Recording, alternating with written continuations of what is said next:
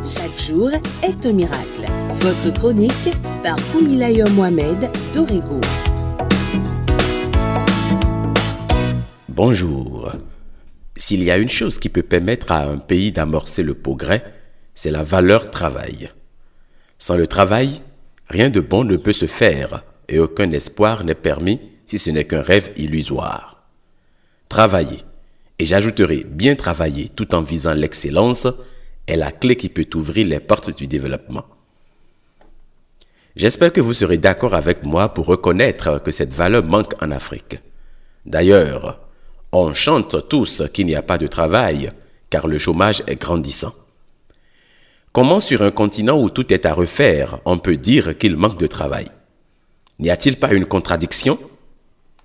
Sur le même continent, j'ai observé que les expatriés trouvent toujours des opportunités et finissent par tirer leur épingle du jeu.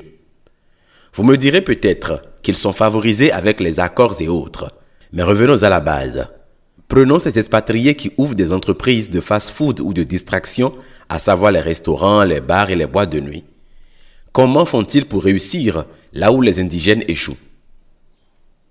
Il y a un expatrié qui est venu au Bénin avec une chemise et un pantalon, sans rien comme économie. En l'espace de quelques années, il est devenu propriétaire d'une maison en pleine ville et son entreprise de divertissement lui rapporte en moyenne 10 millions de francs chaque semaine. Comment peut-on expliquer cela, alors que d'autres qui sont là avant lui passent leur temps à râler, disant qu'il n'y a pas d'argent dans le pays, se plaignant de la récession économique? En observant, je suis arrivé à la conclusion que nous n'aimons pas le travail peut-être parce que c'est la troisième et non la première valeur de notre devise. J'ai vu des Béninois ouvrir des cafétérias. Pourtant, ils ne connaissent pas autant d'affluence que les dialos, comme on aime les appeler. Et si on réinventait le travail?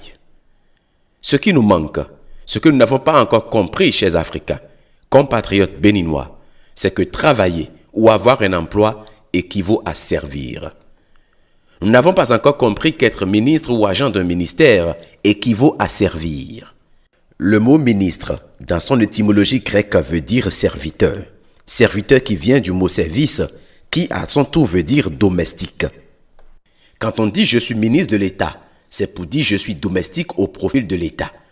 Et cela est valable pour tous les domaines, car nous faisons tous un ministère.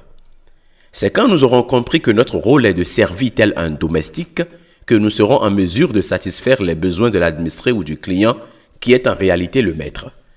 Et tout le monde sait que lorsqu'on veut servir le maître, on le fait bien et selon sa volonté.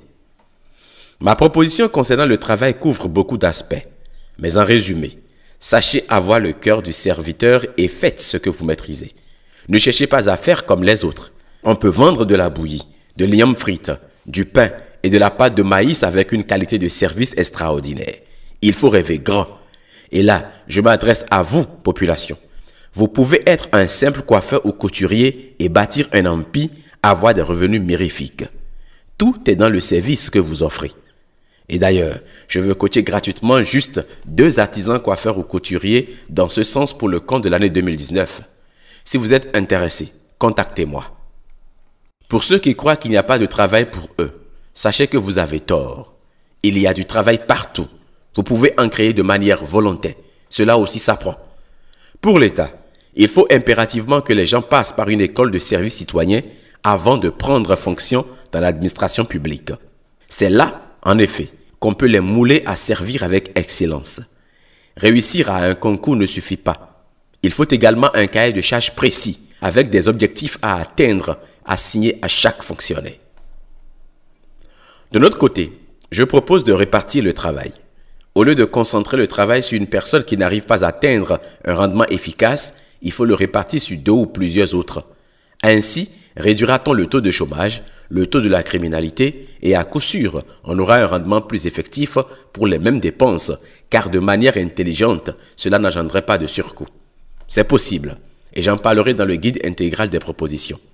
D'ici là, je vous souhaite de passer une agréable journée. Que Dieu vous bénisse où que vous soyez et qu'il bénisse mon pays, le Bénin.